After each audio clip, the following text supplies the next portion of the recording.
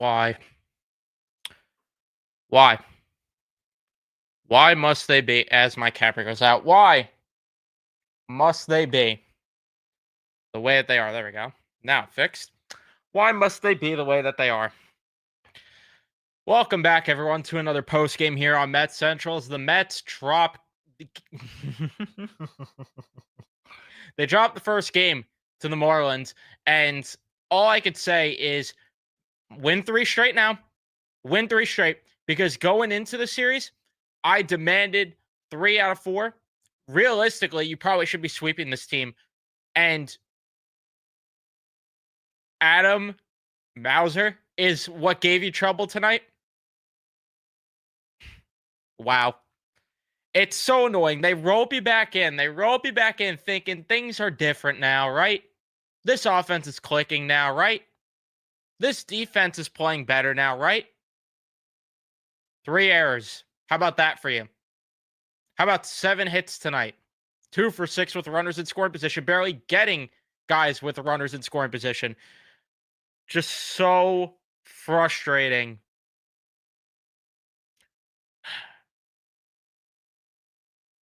Very frustrating.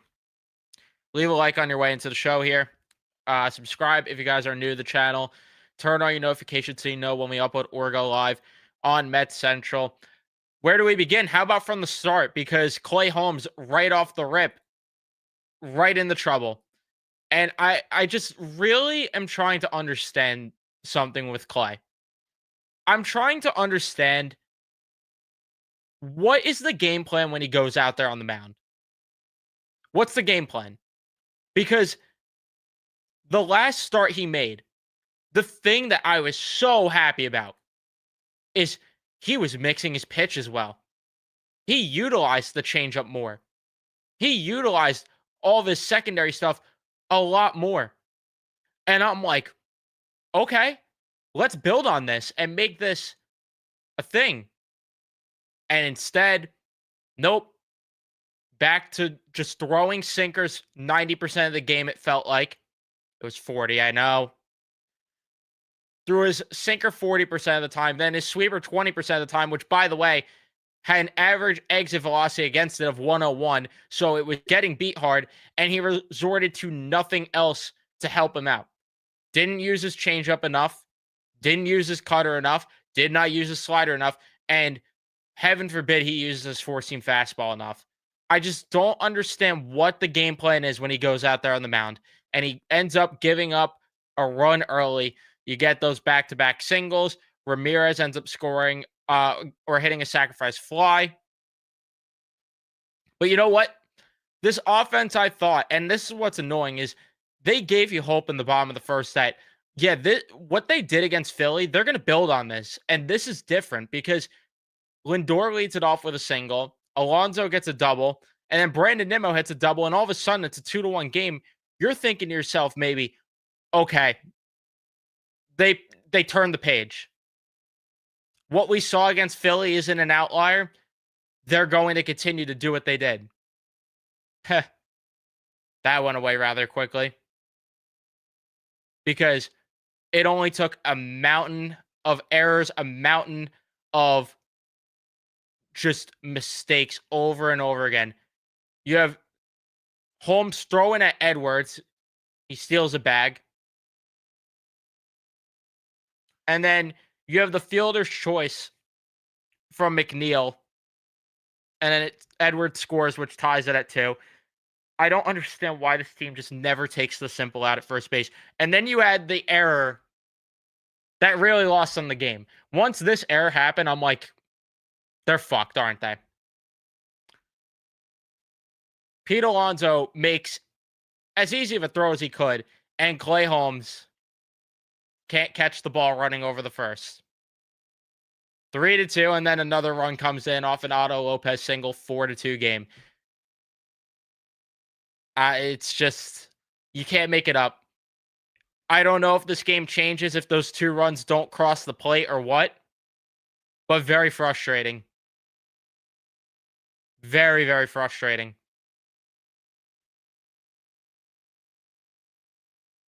And then the bottom of the 4th, they had an opportunity to maybe score a bit. Unfortunately, though, Hayden Sendra, and it's not to his fault. He's a third catcher. Comes up with 2 guys on, 2 outs. Doesn't come through. And Clay Holmes, I mean, his pitch count was up high to this point. In the bottom of the 5th, Soto walks. Alonso ties it with a 2-run shot. And I'm like, please do not let the Marlins into this. And then you have the decision that why are we going to Ryan Stanek? And it didn't backfire. But why are they going to Ryan Stanek in a tied ball game? You just tied the game. Why are you going to him with a fresh bullpen? The one thing I'll say is this, though. I'm going to give Mendoza the benefit of the doubt. Who do you go to anymore at this point? Rayleigh was unavailable. You're not using Diaz in the 6th inning. So where do you turn to? You could go to Ryan Helsley, who said, dude, it fucking sucks that I'm tipping my pitches. No. You could go to Kevin Herget, who ultimately did well, but at the time, we all would have had our faces turn purple if Kevin Herget came into the 6th inning and tied ball game. So that was out of the possibility. You could have gone to Gregory Soto. We saw how that worked out in this game. I mean, the only other guy you could really point to and say, okay, this may be Tyler Rogers here.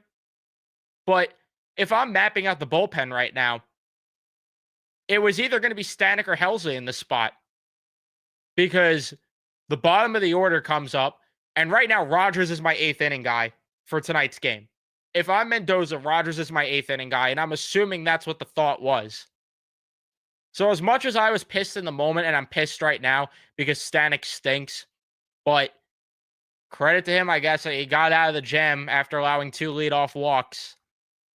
You got a double play, fly out. And then, how about Gregory Soto coming in? And just once again, this defense. He allows a leadoff single. Hicks gets on from a fielder's choice. Horrible, horrible throw by Pete Alonso. And then Ramirez ends up scoring to make it 5-4 as Brandon Nimmo's bobbling the ball out there. He's drove me insane a lot this year defensively. And that's the thing that's annoying is, you know, they were doing all the little things right in that Philly series. And it's like, why are you only awake for that one series? Come on, build on it.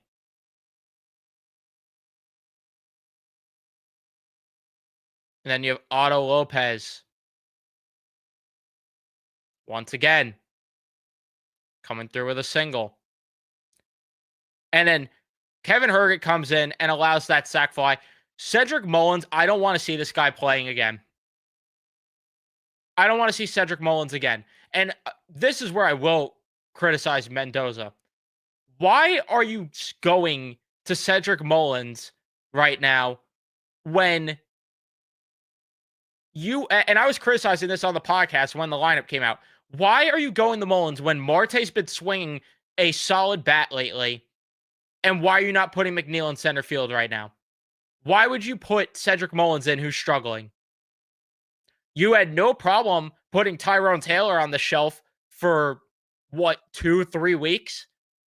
So why is Cedric Mullins getting to the lineup all of a sudden tonight? And he's got a pool noodle of an arm, man. He stinks out there. And this guy can't play the corners, apparently. And you can't put Tyrone Taylor out there in center field when they're both out there because, Cedric Mullins can't play the corners. Stop it. He's horrible. Horrible might be mean. He's average in center field if we want to be nice. But it's just so frustrating that they put him in the lineup tonight when you had a line. You didn't play him once in the Philly series. And look at the difference with your defense and offense. Huh? Isn't that something? Isn't that crazy? Jeff McNeil robbed Harrison Bader of a home run yesterday, but no, he can't play in the outfield, I guess, right? I get at some point they're going to have to play Mullins. Why are you not riding the hot hand though right now. That's what drove me insane.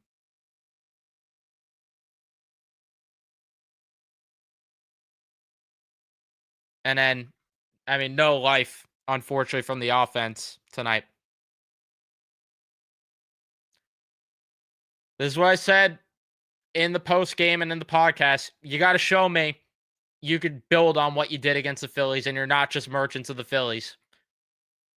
I'm I'm not sitting here and saying that all is wrong now. They got to go out there though tomorrow and show me a hell of a lot, because now you just put yourself back down another game in the standings from the Phillies after it looked like, oh, maybe.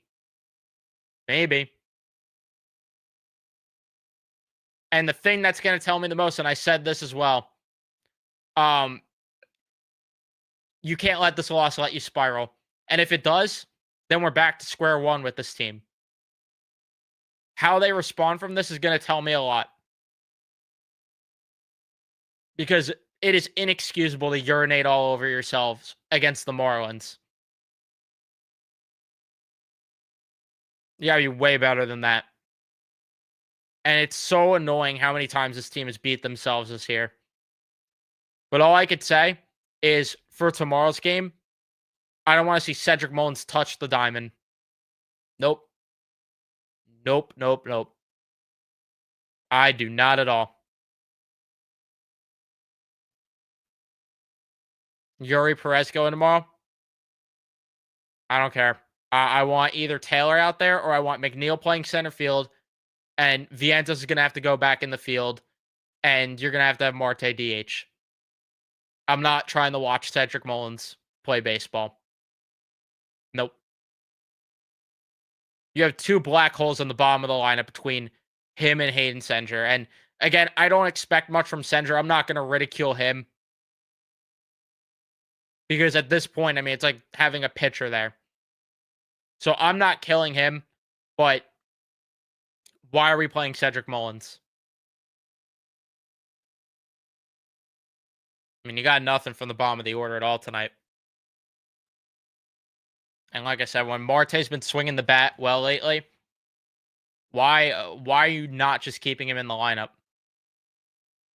Telling you right now, Mullins keeps this up, I don't want to see him on the roster when Jose Siri comes back.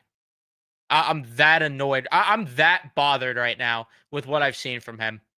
I'm very disappointed, because I thought Mullins was the safer option between him and Robert.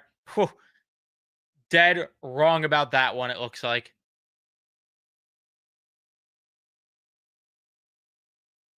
Very annoyed.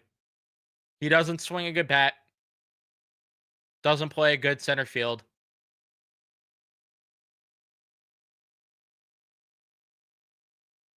Frustrating. And then, like I said, I mean, with the pitching, Holmes just getting the pitch count too high, making errors now too. It's frustrating for me with Holmes, because there are the glimpses of a good pitcher in there, and there's the glimpses of when he deepens the arsenal, like we've talked about ad nauseum. He has the ability to go out there and give you 6 innings. But for whatever reason, I don't know what it is. It's like he just becomes stubborn, and it's like, nope, I have to only throw my sinker for the game. I do not understand what it is about that. Gregory Soto couldn't be further out of the circle of trust now, after now his third straight bad performance. And you could sit here and say bad defense. Okay. If you want to sit here and say bad defense, okay. But he needs to execute more. The fact that Kevin Herget was the best guy to pitch for this team tonight. What are we doing? This is like when a couple weeks ago Justin Hagenman was the best guy. Just not good enough.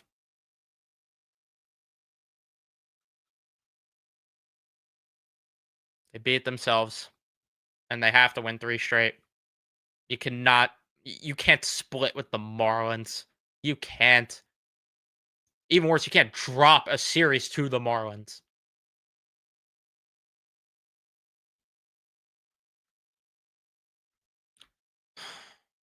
I don't understand either.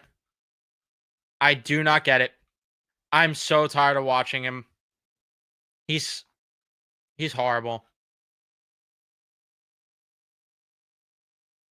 He is so annoying to watch.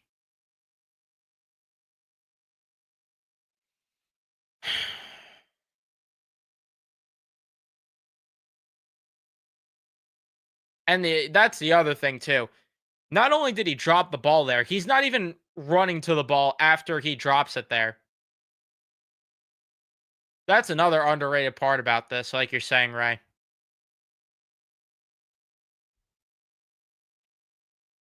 Pete Alonso can't field. No.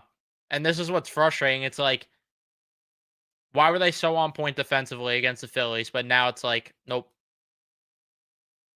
Why are you coasting into the series just expecting the win because you beat the Phillies and oh, we could beat anyone now?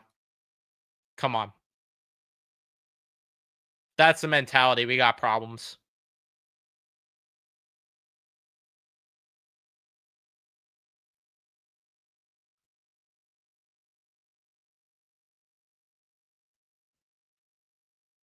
Very, very frustrating.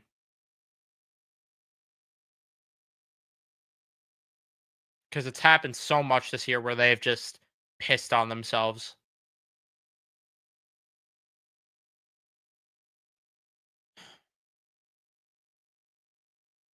Way too much. But either way, I'm going to wrap things up here.